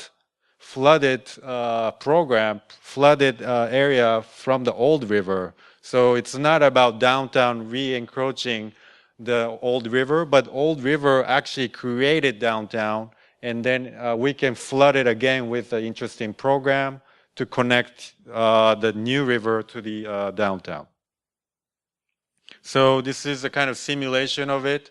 Maybe in that new developable area, we can actually propose almost like a mirrored skyline, as Ricardo was saying, which doesn't look right, but it's potential. Or, as I said, it could be a series of different characters. It's basically another entity that intersects to the downtown. So this actually belongs, of course, to downtown, but also belongs to a larger network of the river. Lastly, downtown is, of course, surrounded by the highway network. As you can see, 80% of the people just passes by, and 20% comes to your neighborhood. So we think it's like some kind of a fortress, American version of a fortress city. In a good way, because we know that in downtown 360 plan, and actually 360 notion means that it's an island, that you can expand or do something about the future in every possible direction. So we thought it's actually a quite nice issue. And it's already happening, as you know, in all directions. The expansion and reprogramming is happening, complementing what's happening within downtown, but again, in our site is less clear. So we thought that by because the river is being redeveloped, we can actually think the new area, our site, as an extension of that river or something that complements that river, but in essence, it actually belongs to a second ring that unlocks the fortress. So you can see here, there's a fortress, and then you can actually start to identify the second ring, which could be a very interesting programmatic zone or interesting diversity of program that complements all of your ambitions. Thank you.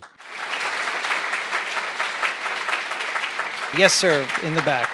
Stand up and just sing out. One of the things that I noticed in all three presentations was that there wasn't much connection made to the other side of the river. So there was a lot of connection to downtown, but to the other side of the city. And I was wondering how you imagine the river being someplace that also unites those two separate areas of the city. Who would like to take that? Anyone? Grab it. We didn't show all our cards.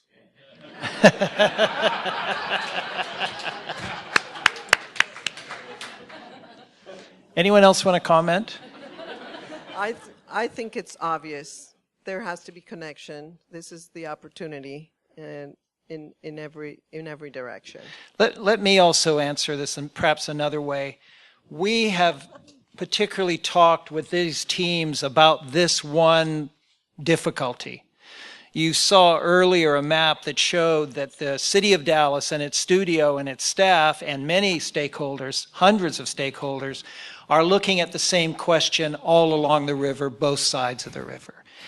What I'm hoping is that the level of that conversation that's been going on over a year in those various communities is going to be energized with some new propositions once we handle this hardest problem.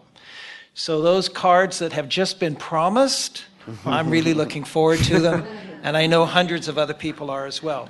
Gail. Joey, are you suggesting uncovering the old river downtown? Is that what you're suggesting? Uncovering? Well, I think some parts of the old river is already successful, like where you are, like in Design District. And we think there's a potential in developing the identity of the old river as, let's say, a linear city or linear districts that could counter or that could complement downtown. And also it becomes a very interesting economic drive also for, because it can go quite north, also to the south, to the new river. So not uncovering, but maybe even developing or even creating some kind of an identity for it. Anyone else want to comment on that? Yeah, what we learned over the last few days is the important way that the old river channels still function. They still collect stormwater from the city. They still provide actually beautiful habitat. We saw some amazing birds down there. It was really quite wonderful. And so they still function, right? And they become the place that water is collected before it's then put into the levee itself. So they perform a vital function on a couple different levels. And I think for us, it's been something that we're starting to imagine and dream about. We're careful not to show any of our cards tonight. One of the things we heard this morning was that maybe sump is not the right term for some of these wonderful little catchment areas of water, but they already are there, so it's about celebrating them in some way. Okay, yes, way back in the back. Stand up and sing out loudly, please. I'll be loud. Larry, first of all, thank you for gathering these incredible folks here to Dallas, especially Ricardo. Welcome from a fellow owl. We're glad to have you back. The Trinity Toll Road is planned to be constructed between our levees. And I'm curious as to how you guys have been discussing the toll road as part of your project to connect downtown to the Trinity River, and also whether the city has discussed with you that we have a very specific plan for this road that is set to be approved by the Corps next year, about a year from now, and that's immutable. But that design, whether it's entrance and exit ramps or anything else about the road, can't change. So how is that being addressed by your team? Rather than give you the bureaucratic answer, I'm going to ask the creative people to give their creative reaction to the question. That's maybe a better way to do that. Chris? Sure. If you look at the materials that we've been given, the dashed line that says don't go beyond here is right next to that toll road. And on one level, we've been told, this is in play. We should honor the work that's gone on to date. At the same time, there are many examples from around the world of parkways and roads that have been integrated into cities and into landscapes. You showed some in Barcelona. There are many, many other examples. And in fact, many landscapes, Olmsted did this very early on in the 19th century, where transportation and flood control and recreation, open space, habitat were all integrated into park systems. And so I don't think it's necessarily a bad thing that you kind of mix those things up. I think the question is how you do it. And I think that's something that's kind of feeding our imagination right now. Anyone else want to comment on that? Yeah, I agree that if the toll roads can actually reinforce the levees' integrity as a barrier, but also as a public domain, I think there's a chance. But I don't know how city is dealing with that challenging issue. But we are very much aware of it, and we wish to address that. Ricardo, as the third team, do you want to comment? Yeah, no, it was just the example of Barcelona, that we have the beach and then we have the freeway right by it. It's just how you treat it. It's problematic when it's open because it creates a lot of noise, pollution, vibration. So generally you can deck it and you can create some sort of park over it. But in Barcelona, which is a 40-kilometer ring road around the city, the project was to keep changing. So as you drive, the driving experience is also important. So you go through areas which are open to the sky, others which are covered, and others which have like skylights. So not only just thinking about the pedestrian experience, but also thinking about the car experience. So it is complicated, but it can live with nature. So it's possible. Let me actually now give you the nature of our instructions. That maybe will help as well to answer your question. On the one hand, it's kind of, it's a dialectic. On the one hand, we have told the team many, many things that they have to understand are given public policy here in Dallas. We've shown them things that have gone through big public processes, big technical processes, public plebiscites, all these kind of things that represent what you might call the status quo of what has been the thinking for the shaping of the city of Dallas. And we've said, you can't ignore those things, because to ignore those things would be to do something that is not really practical and realistic to Dallas. On the other hand, and diametrically opposite, you might say, we have refused to put any of these teams in a straitjacket of what I've just said. Every team we have empowered to tell us intelligently what are the best answers. Just this morning, the city manager said, don't take any regulation as given if in fact you think something else might create a better Dallas. And so we have really set them in a hot seat, admittedly, on an issue which is no question is very, very politically energized here in the city, has been and will continue to be. But what we're after here is the best advice that we can get from world experts on city building and the application of that here in Dallas. And there's no straitjacket that they will actually allow themselves to go into.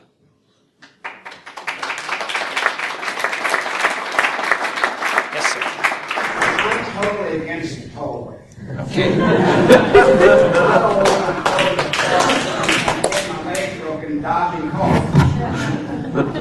And I think it's an insane idea because the landowners, Mesquite, would not let the tollway go down Mesquite, so they moved it to Trinity River because it's cheaper land down there. And I hope that you creative geniuses there will put your foot down and not let this tollway happen. Okay, thank you. Any other comments? We've got probably about 3 or 4 more minutes. Yes, sir. Aside from the connectivity issue and the landscape in the urban setting, what are y'all doing to think about the congestion and our dependence away from our Mercedes for BMW? Comments on that?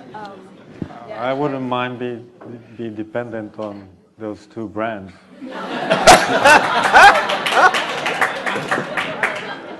Corey.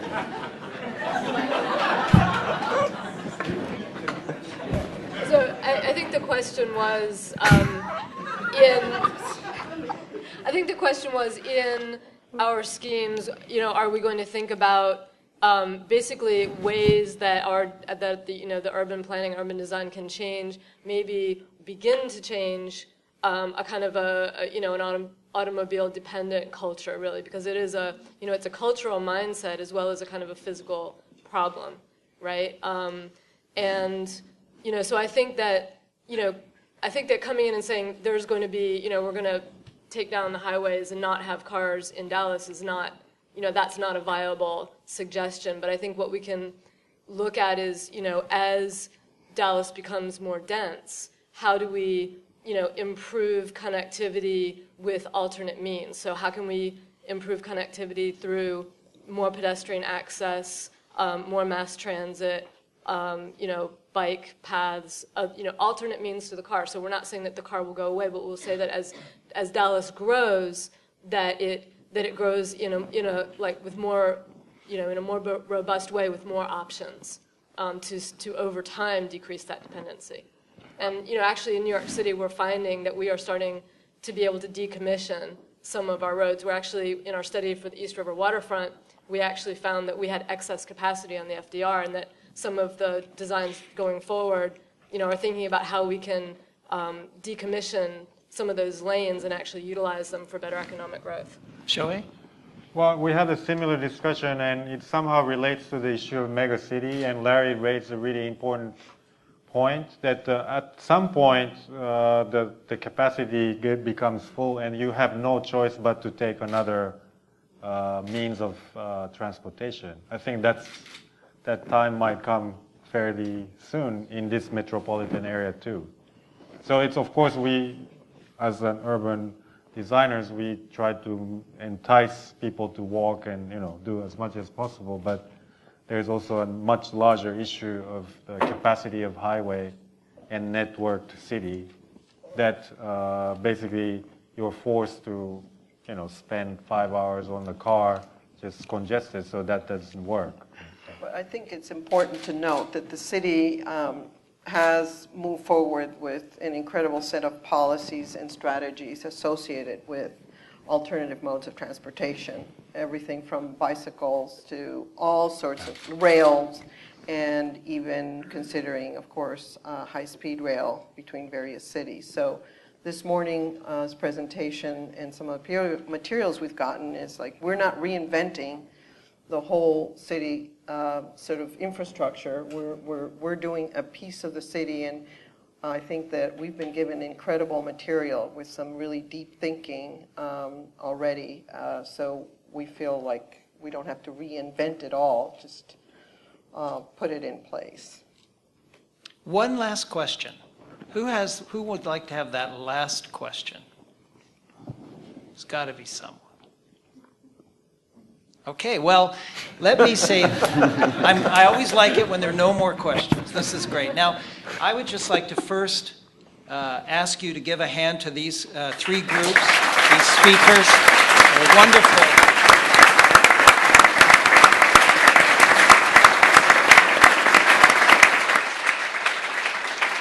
For wonderful and totally inspiring visions. I'd like you to notice something. I'd like you to notice for the last 70 years, the big moves in cities have been those automobile moves. They have been those freeways. They have been those giant parking structures. They have been the rededication of the city to one way of moving around. But notice that these designers are talking about the big moves of urbanism.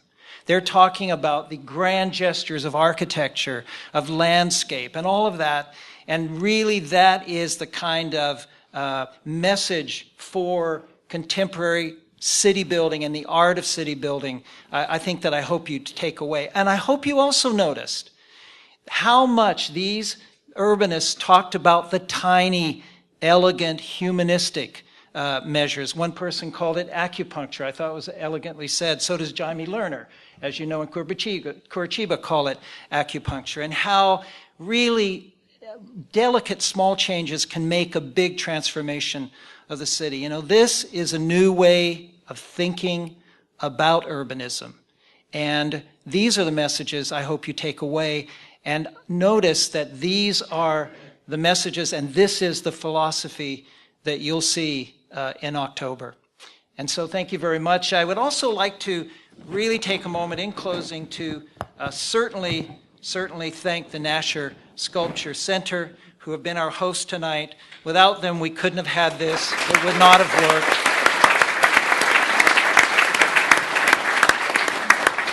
I could not, this is on a personal basis, but also on behalf of all of us, let us leave tonight without thanking Dee Dee Rose. Dee Dee Rose is our investor. She is invested in the art of cities of the future in a specific way that allows all of us to be here and all of us to do the things we want to do and have the discussion we need to have. So Dee Dee, thank you so much for your contribution.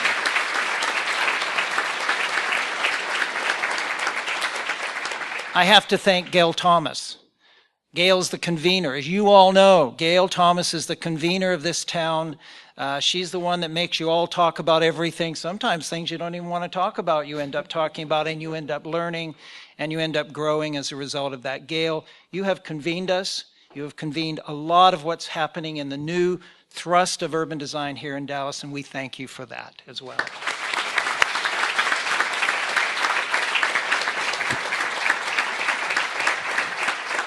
And I'd like to also thank Brent Brown. Brent, the director of the City Design Studio, and all of his team, and all of the other city staff who he works with day to day to move away from these kind of sessions to how do we get it done, when do we get it done, who does it, who pays for it, and all the other things that the city staff do to make the new Dallas. And thank you for that, and thank you for hosting tonight.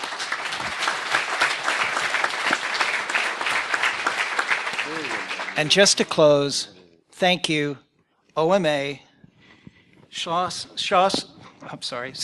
plus SHoP, and Bofill. we're really looking forward to the magic of 8 weeks from now. Thank you very much.